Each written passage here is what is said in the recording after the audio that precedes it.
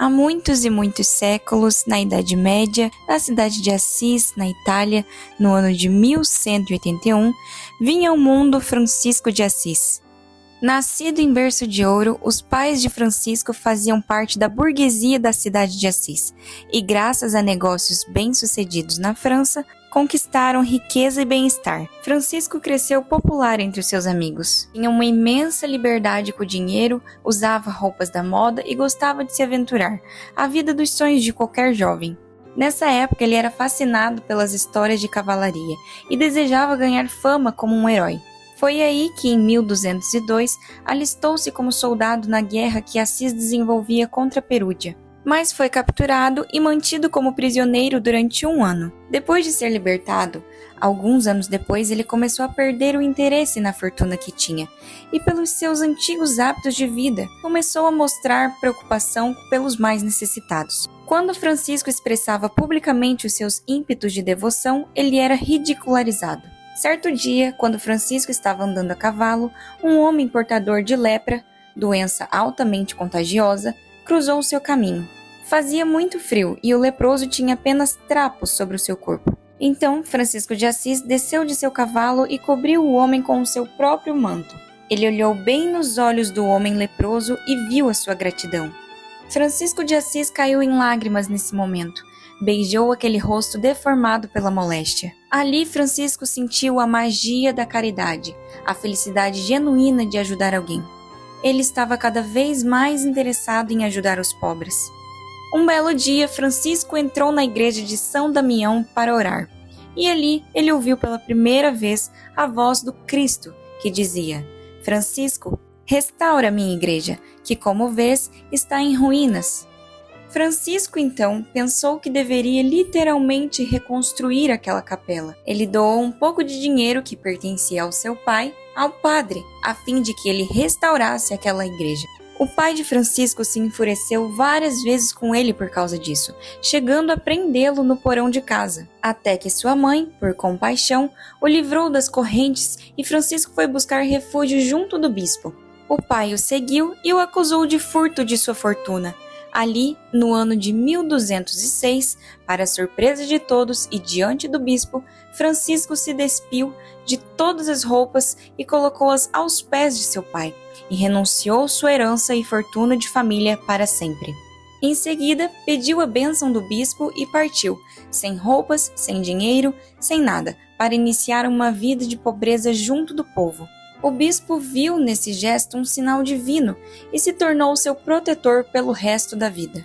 Tomando ao pé da letra o que Jesus lhe disse, através do crucifixo aquele dia na igreja de São Damião, Francisco iniciou sua nova vida como pedreiro, ajudando a reconstruir diversas igrejas nos arredores de Assis. Esta, a de São Damião, a de São Pedro e a de Porciúncula. Com o tempo, Francisco de Assis entendeu que o chamado de Jesus não era para ele restaurar aquela igreja de São Damião, e sim era para ele restaurar a fé nos corações, trazendo de volta a pureza, a humanidade e a simplicidade.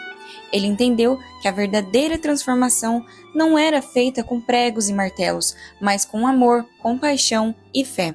Francisco de Assis conseguiu reunir um grupo de seguidores e dirigiu-se para Roma, com todos eles, a fim de obter do Papa a autorização da primeira regra para a fundação de sua ordem, dos frades menores ou Ordem dos Franciscanos. A chamada regra primitiva, que era basicamente uma pobreza absoluta para os monges e para a ordem, uma imitação literal da vida de Jesus Cristo e seus apóstolos.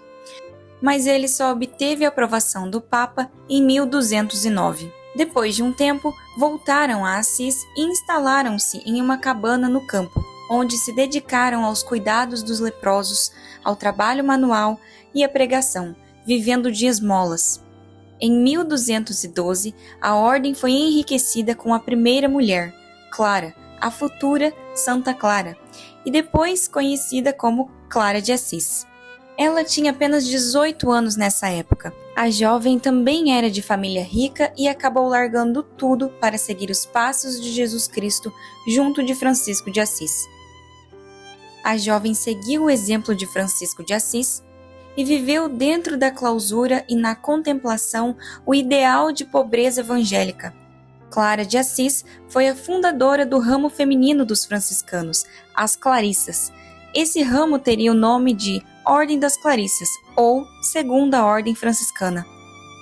Anos mais tarde, em 1221, foi criada a Terceira Ordem. Os últimos anos de Francisco de Assis foram de tranquilidade interior. O seu amor e sua compaixão por todas as criaturas fluíam em abundância. Ele fazia milagres, percorria regiões fazendo pregações e uma multidão sempre o acompanhava para vê-lo e tocá-lo. Francisco padeceu de muitas enfermidades, quase ficou cego e suas dores de cabeça eram terríveis e os médicos nada puderam fazer para aliviá-lo.